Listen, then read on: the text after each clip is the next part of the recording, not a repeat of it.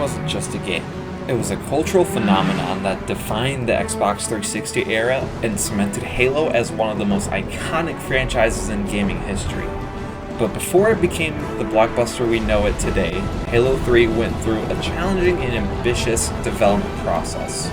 From its groundbreaking features to its iconic multiplayer modes, every element was meticulously crafted to deliver the ultimate Halo experience.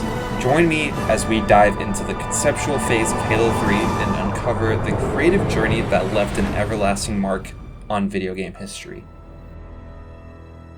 This is the way the world ends.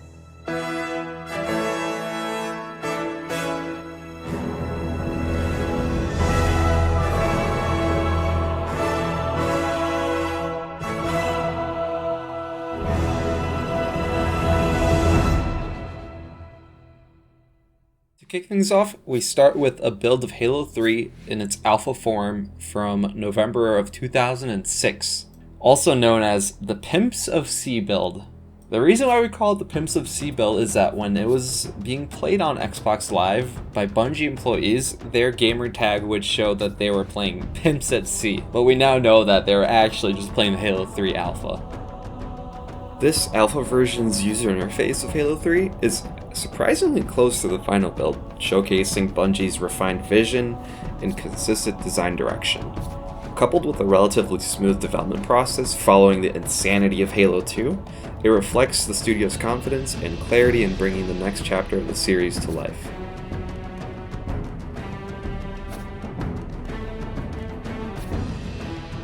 Here's an interesting section. So this is the headquarters tab. In the final release of Halo 3, it's called the media tab with Bungie favorites, file share, but in this version, we see that they have a news section as well. Goes to show how Bungie really wanted this game to be a live service game before live service games were even a thing, and also how much they knew they had a huge community of gamers willing to play Halo and keep up with any new content coming out.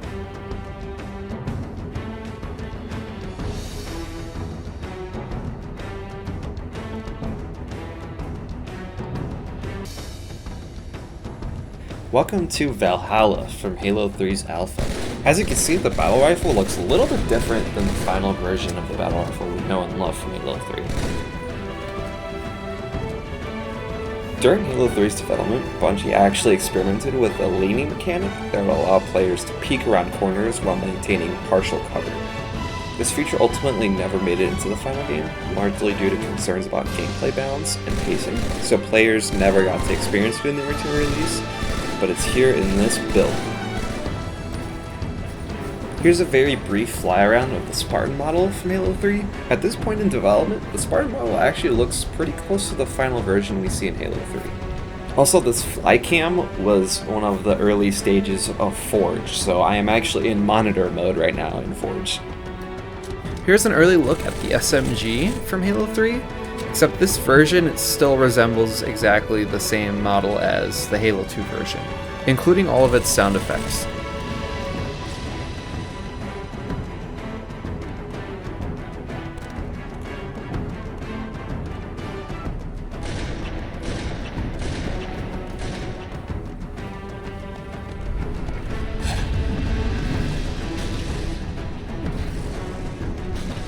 Oh, and here's the Banshee. The Banshee's really interesting because it's exactly the same model as Halo 2's Banshee, so it looks like there might not be as much work done on it as other vehicles like the Wraith we just saw. So here's one cool model. So this is the assault rifle from Halo 3. Now, it's interesting because in Halo 2, as you remember, there was no assault rifle, so this is a brand new model and brand new design that fits more of the Halo 3 design than the Halo 1 design.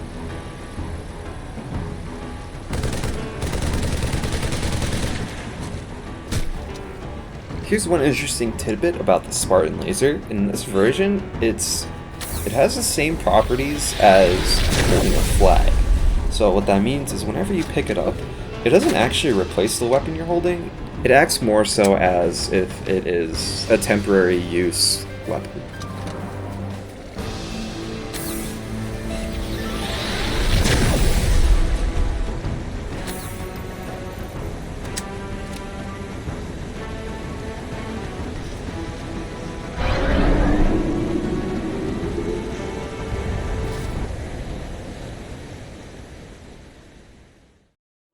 now we enter the Delta build of Halo 3. This build was released on March 8th, 2007, which is roughly 4 months before the game released. So this build actually does have a fully working campaign menu selection system, with a couple of the campaign maps and some early concept arts of said maps. It looks like not all of them are in here. There's a couple of duplicates like Voy, and anytime you try to load them up, the game just crashes and sends you back to the main menu. And here's a look at the maps that are in this build. Unfortunately, most of them don't work. The ones that do work are the ones that were available in the previous build too.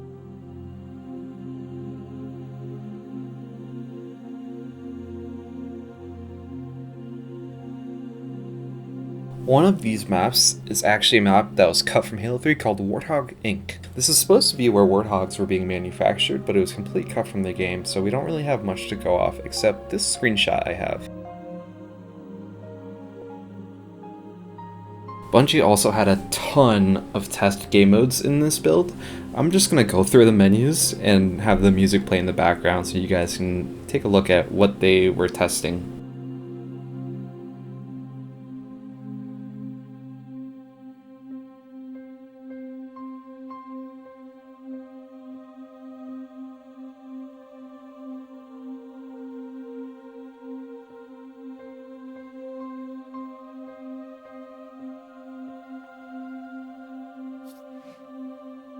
Another really cool tidbit about this build is that you can actually see Spartans in the background of custom games. I don't know why this was cut from the final version, but I really like seeing this and would think that this would be your custom Spartan that you have alongside whoever is in your custom games with you.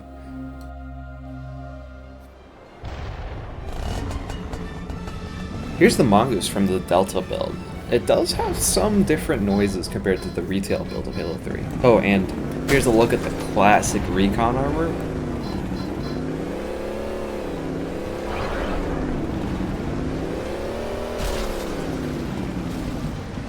Here's a closer look at the fly cam in Forge. This looks way better than the previous build, which was just the camera detaching from the Spartan and flying around. Now you can actually see a crosshair and pick items up.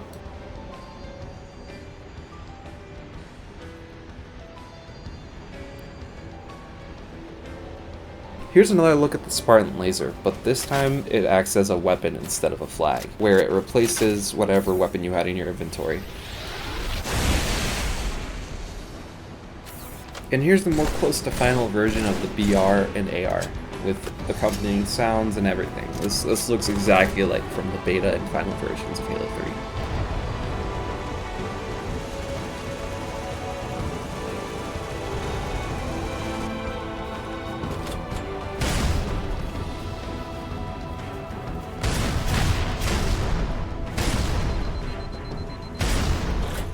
Here's something really cool. Here's the bubble shield. In this version, the bubble shield looks slightly different, like the actual pickup looks different. And also, whenever you shoot at the bubble shield, it moves. And also the bubble shield has this like really cool like glowing effect to it, which I wish they kept in the games.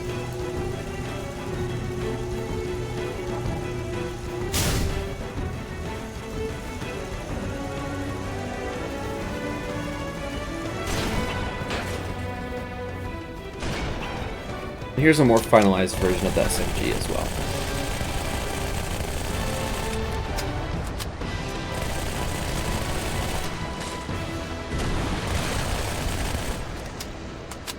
And now we arrive at the Halo 3 public beta. This beta was released on May 11th of 2007 and it came preloaded on the game Crackdown, which is really strange in retrospect. I think it was just a way for Microsoft to make more money from people buying Crackdown.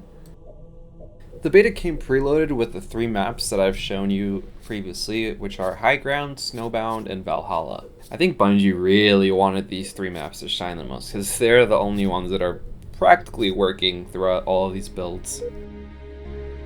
And finally, here is a working version of the appearance editor. I know that a couple of builds were kind of wonky and they didn't really work properly, but in the beta build, of course, we get to fully customize our Spartan.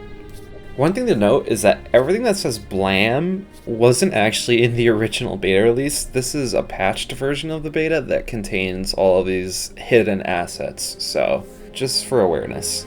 I'm not going to go through any of the maps in this clip. I just want to go through the user interface a little bit and show you guys what it looked like back then, because the maps are all playable in Halo MCC at this point, but the user interface of Halo 3 was something truly special, so I hope you guys enjoyed this. Thank you guys so much for watching the third installment of From Concept to Classic. I hope you guys enjoyed this one. I had a lot of fun going through the builds of Halo 3, and be sure to like this video if you want to see more content like this. I'm having a lot of fun going through these old builds of Halo, and eventually in the future, other series too. I think I'm looking at Call of Duty next, so yeah, thank you guys so much. I'll see you in the next one.